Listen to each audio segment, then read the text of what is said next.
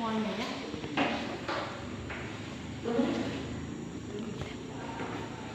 Selamat pagi semuanya. Selamat pagi. Dari depan hari ini kita akan mempelajari bab selanjutnya untuk biologi, yaitu mengenai sistem regulasi. Pernah dengar apa itu regulasi? Kalau sistem pasti sudah tahu ya. Apa? Sebelum kita masuk ke regulasi, kita harus paham dulu apa itu sistem.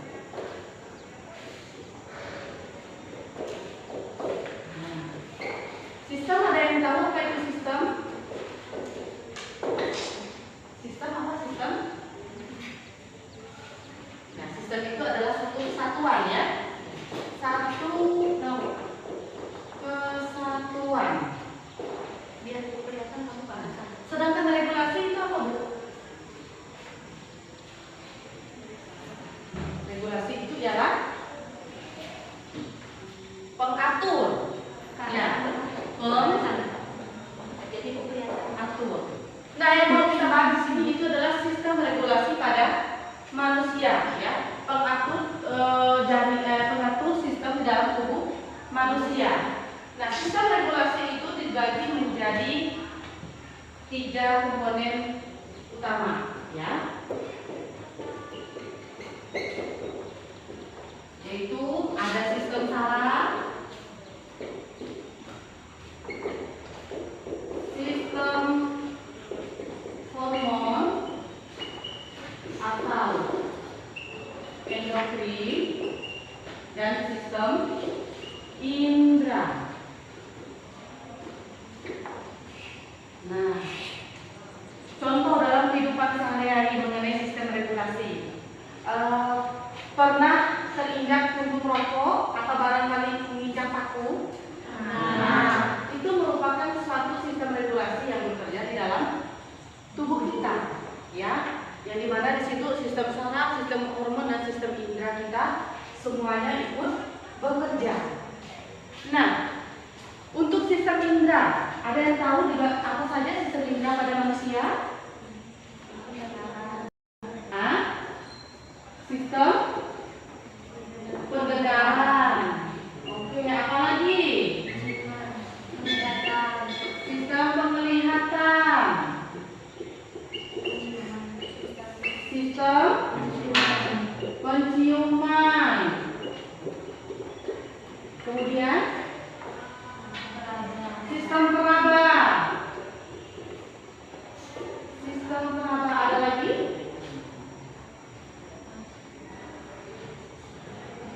Sistem apa lagi yang ada dalam organ tubuh kita? Sistem pengecah. Iya. Sistem pengecah. Nah, untuk sistem pendengaran apa? Telinga. Kemudian sistem penglihatan mata. Sistem penciuman hidung. Sistem peraba kulit. Kemudian sistem pengecah lidah. Nah, oke, sudah tahu semua ya.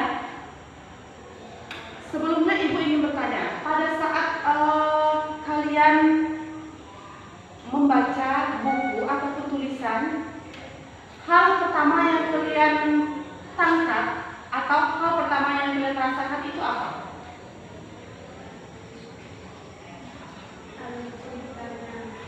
Apa?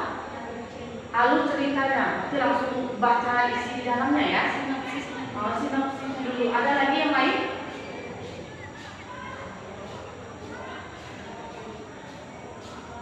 Iya. Jadi contoh sederhana. Jadi pada saat kita membaca sebuah buku, rangsangan yang pertama kita tangkap itu adalah tulisan, kemudian warna, ya kan? Nah, setelah kita mendapatkan rangsangan itu, otomatis rangsangan itu akan membawa ke otak kita untuk diterjemahkan, benar tidak? Sehingga kita bisa tahu apa warna dari buku itu dan apa tulisan serta maksud dari buku tersebut. Nah, itu yang bekerja itu adalah sistem saraf kita serta sistem penglihatan kita. Itu dia ya. Nah, rangsangan. Bagaimana alurnya, Bu? Jadi yang pertama itu adalah rangsangan yang kita terima, kemudian rangsangan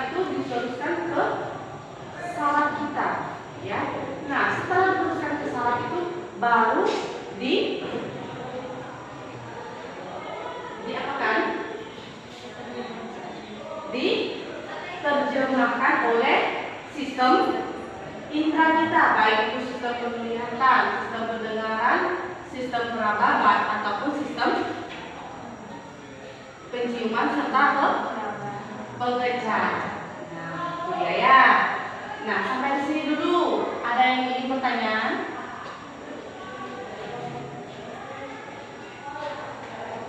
Ada yang ingin bertanya?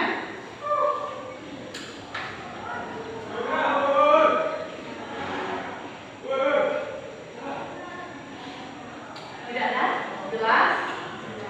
Jelas. Oke. Kalau sudah jelas, mungkin sebelum kita lanjut ke pembahasan berikutnya, Ibu ingin bertanya dulu satu aja pertanyaan. Nah, setelah kalian melihat lingkaran kerja kalian, untuk mengenai sistem regulasi ini, kita tahu kan tadi apa itu sistem saraf, hormon, dan indera. Penyakit yang barangkali banyak diderita oleh masyarakat kita, salah satunya apa? Apa? Rabun mata, terus apa lagi? Batuk, pilek, ada lagi?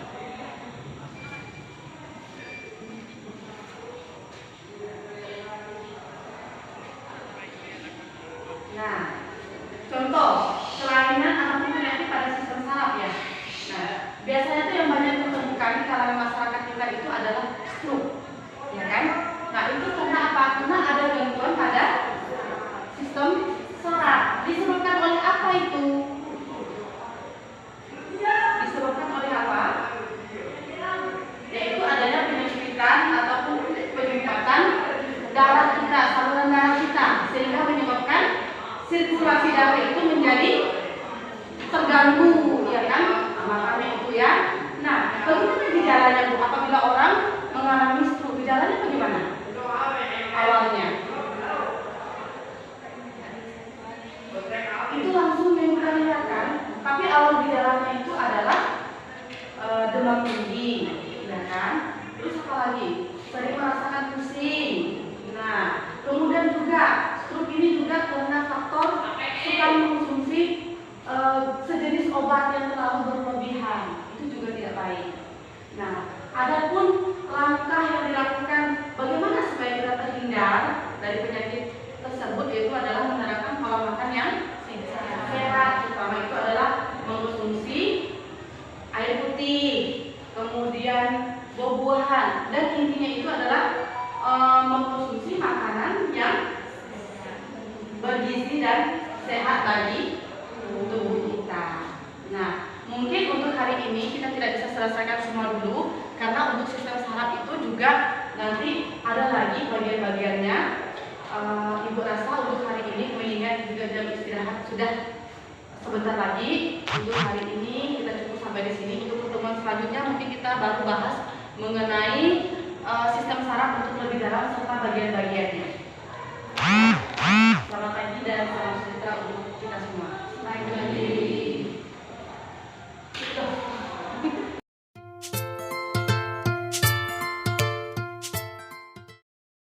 Yang pertama bisa jadi kurang sehat, kemudian begadang malamnya, atau mungkin memiliki masalah pribadi, itu saya juga tidak tahu.